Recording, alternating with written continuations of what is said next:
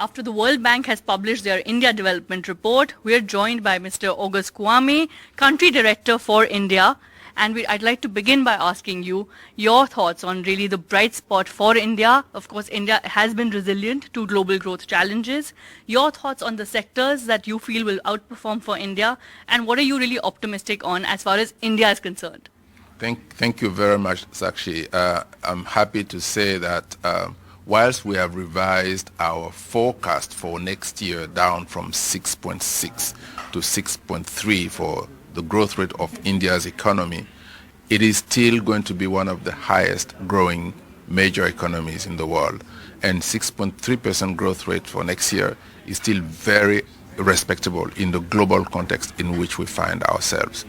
The economy in India is going to be pulled up by higher investment, especially on the public sector side, by a stronger external position driven by good export performance, which in turn is driven by good performance on the services sector side.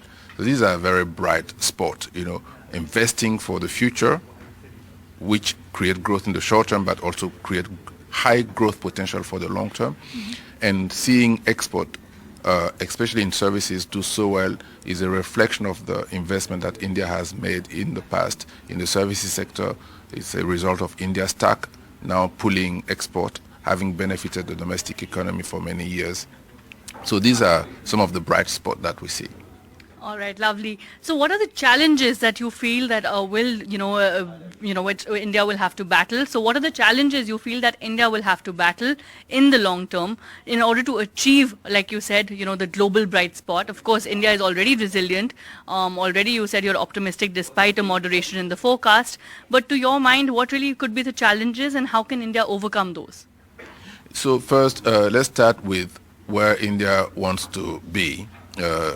India wants to become an upper middle income country by 2030, and India wants to be a developed economy by 2047. This means that for India to achieve this 2047 target of developed country, India will need to grow at 8% for the next 25 years for the Amrit Kaal. 8% is significantly higher than 6%. So the challenge is how to achieve the 8%. And it's not going to be easy. It is totally possible.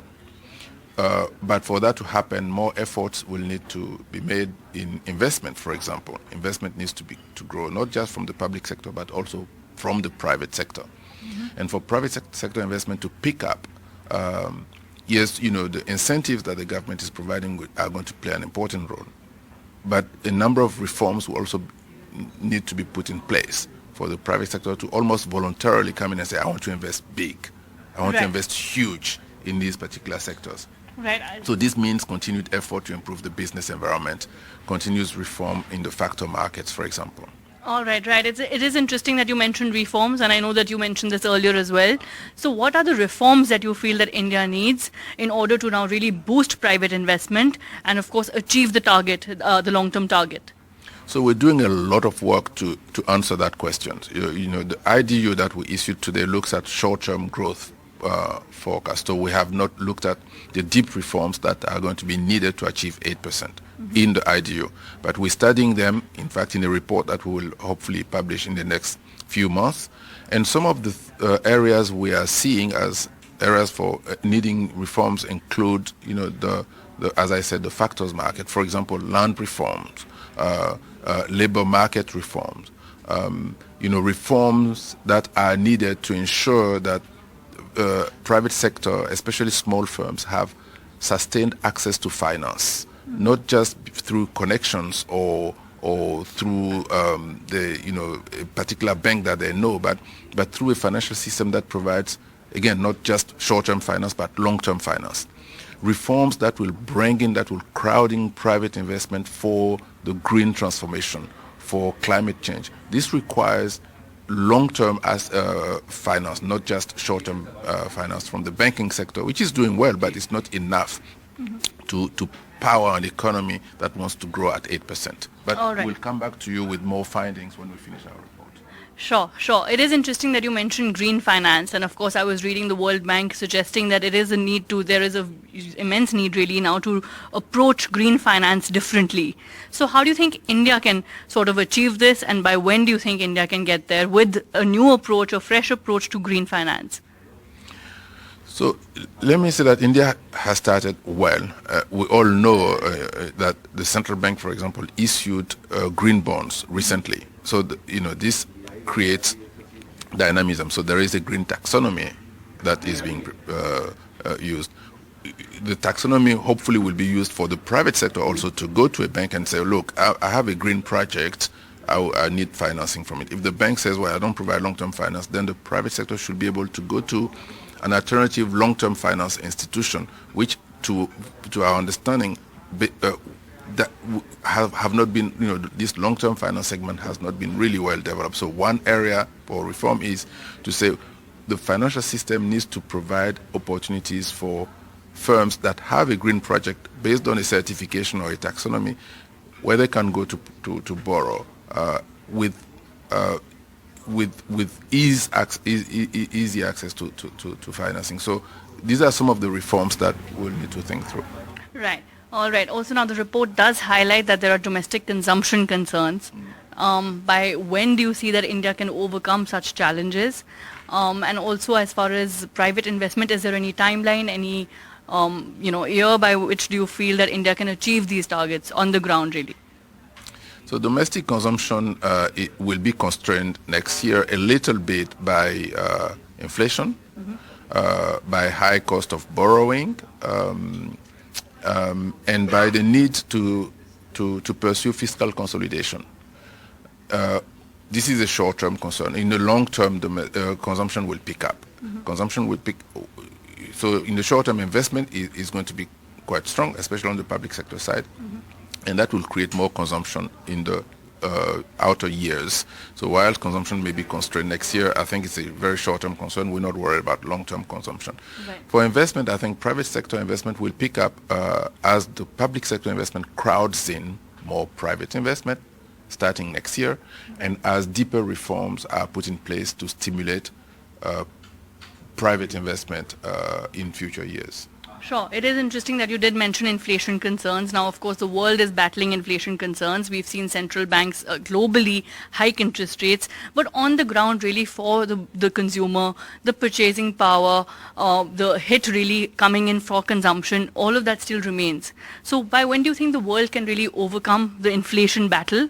That's one. And do you see this now turning out to be like a K-shaped recovery for India in particular, given the consumption concerns? So the inflation battle we don't know when it will end. We think that with tailwinds that we're seeing with China reopening, and hopefully if the COVID situation is under control if we don't have a new wave, we think that the inflation situation might improve. But we don't know for sure. What we know is that the effort being made by central banks now will continue to keep inflation under check, and it may have some implications for the consumer on the ground. It will hit all of us, and yes, it may make recovery a bit difficult for some segments of the population, and that's where we need government to come in, and the Indian government is doing well by providing support to the vulnerable and to the poor through strong public programs. So yes, unfortunately, the inflation, and now we heard with the OPEC situation, decision, all this may add to inflationary pressures, but we're lucky to have in many countries government program in place to support the vulnerable and the poor.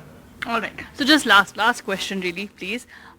Given the fact that, of course, the world, as you said, has battled the pandemic, has battled the Ukraine war, is continuing to witness the crisis they're emerging even now. So, of course, human capital development is the need of the hour.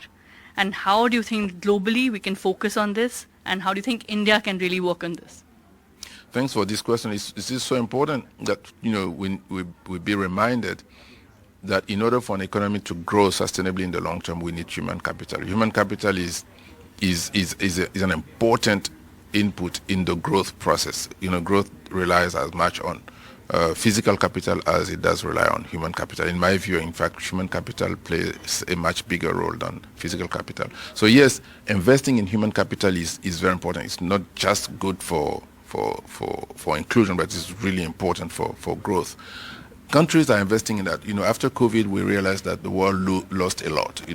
We have what we call the learning loss. On average, countries lost about 1 year of learning. So we need to reinvest now to recover that loss. Many countries are doing well, including India, in recovering the loss. But more investment will need to be made in schools as well as out of schools to reach those who dropped out. Who may not have skills today to work, especially among the youth. Investment needs to be made in vocational training to reskill them. Investment will need to be made also in adult workers who may lose their job because of the green transition. But they need to work elsewhere in the economy and they may not have the skills. So investment will need to be made to reskill them so they can work in newer segments of the economy. And of course, it's also very important that when the investment is made in human capital, especially in the human capital of women, we make sure that they also work. So it's not just enough to invest in human capital. It's very important to ensure that the human capital is productively used to contribute to growth. All right, and translates on ground, really. Thank you so much for this interaction and thank you for your time. Of course, there's lots of scope to learn constantly, as you said. And of course, we hope that all of these measures, really, all the reform measures that you've discussed, one can implement soon and one can see life really changing on the ground soon. Thank you. Thank you.